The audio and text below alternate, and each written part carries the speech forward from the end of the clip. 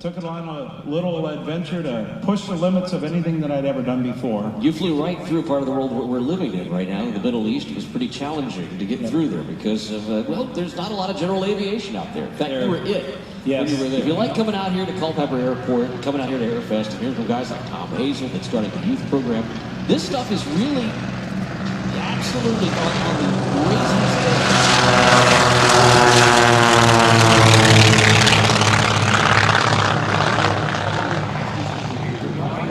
We'll refrain from imparting user fees. And of course, we're seeing something right now which is kind of the on-ramp for user fees, and that is the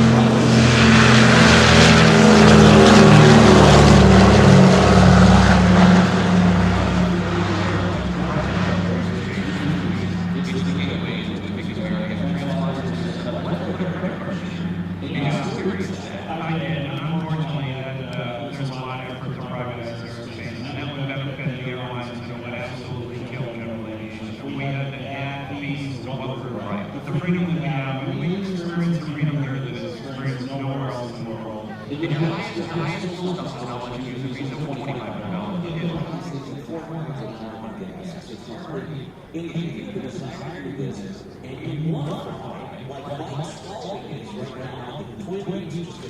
Man, they'll make it easy for you, and it's good fun. Right now, Mike Spalding from the right, the twin Beech. This was an aircraft that saw service not only in World War II.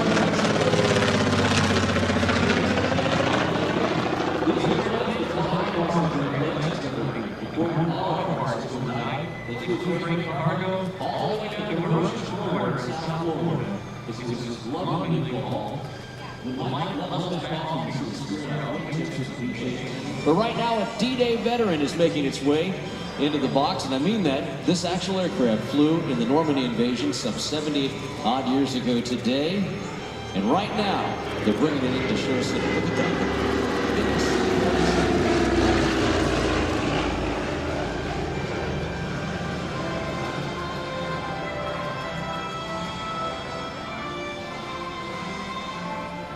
It's a 1942 Douglas C-47 attack. The 74th Recruit Air Squadron took Washington, D.C. Airport on June 6th of 1941. That very aircraft flew in the days being operated today by Air Second Steve Kelly, part of the Placid Foundation down in Florida. Mike Spalding, back in 11, his Beech 18, the twin Beech, was a bomber trainer during World War II, also trained at Aviation Conference, Texas.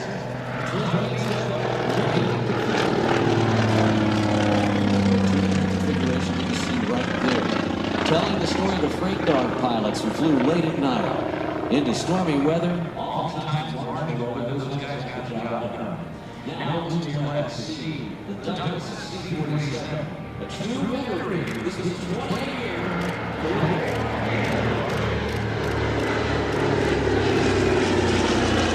Flew for West Coast Airlines. 30 years after that, that very aircraft flew as a freighter, just like Mike Spalding's airplane did as well. The freighter story is one that you have to tell continuously when you talk about old warbirds, because it was really what saved these airplanes and kept them around today. And coming in late at night, somewhere in the far reaches of the world, maybe it's some little runway, probably an unimproved one, and in World War II, when this aircraft was operated, both of these aircraft.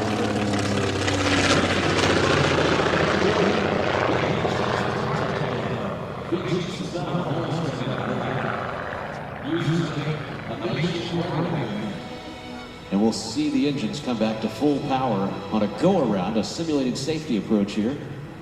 We just wanted you to have an idea what a big airplane looks like on a go-around maneuver. That's what Steve's going to demonstrate here. Maybe it was World War II. Maybe there were some injured crew members that couldn't get out of the airplane on their own. And what do they have to do? Once the big C-47 lands, they have to go around. Watch now as he brings the engines back up to full speed. And rumbers down the runway.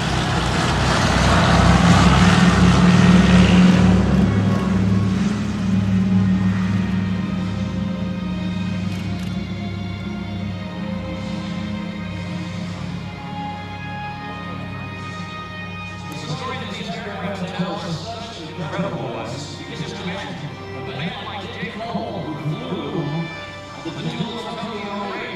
Dick Hull was what has become now the last surviving dual Tokyo Ray. 102 years old now. After the dual Tokyo Ray, Dick Hull won the flyer just like C-47. He flew over the hump. Carrying precious cargo in the war zones. This is what you follow when you take the trail. You follow the trail, but down the aircraft the cargo airplanes is not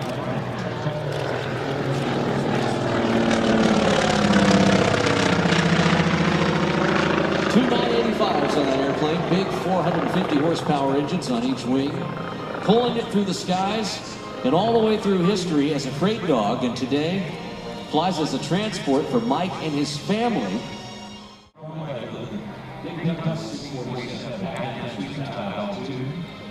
Just imagine 1,200 feet over the Beech runway. This is very airplane. All through the pathfinders like Bill Coleman jumped right outside that airplane. Deployed their parachutes and fought their way through Europe. And this is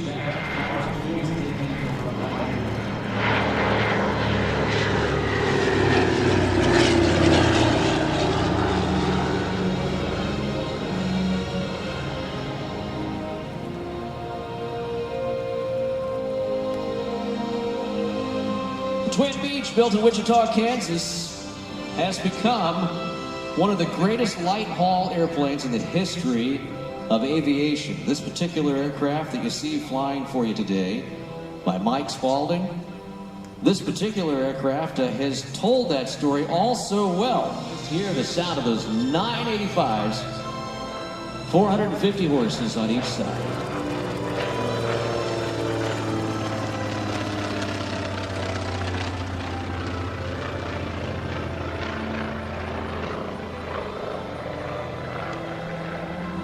With the C-45 and Mr. Sipkin, Eric Sipkin and Steve Kelly in the C-47.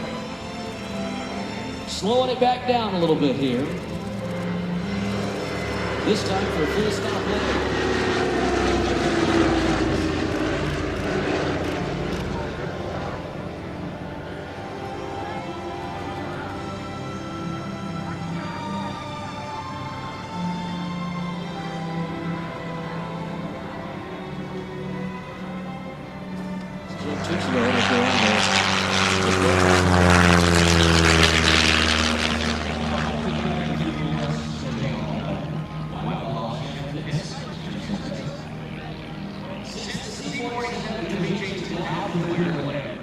This aircraft has just continued to serve. That's the point I'm trying to make here, not only as an American warbird, but also as an American freight dog. And here it is, the Beech 18, returning now to Earth right at Air Show Center.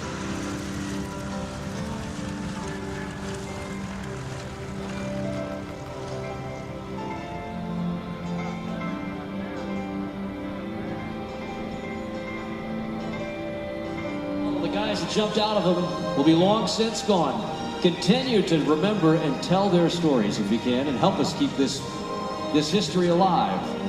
The airplanes, as we've said, are just props, but they continue to tell that story of our American airmen and those from all around the world.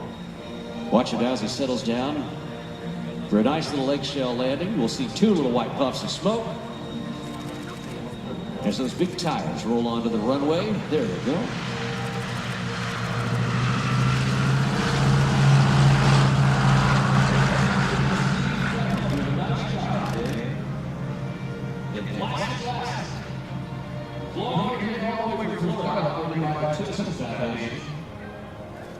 It's something really cool. It was back in 2014. They actually took this aircraft here for the 70th anniversary of D-Day.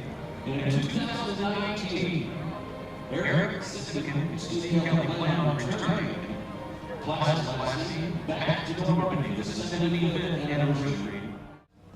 Well, we're going to do something a little unusual. I got a big special here, and I'm going to shut the engine down and do a dead stick outside loop, turn around, get set up for landing, and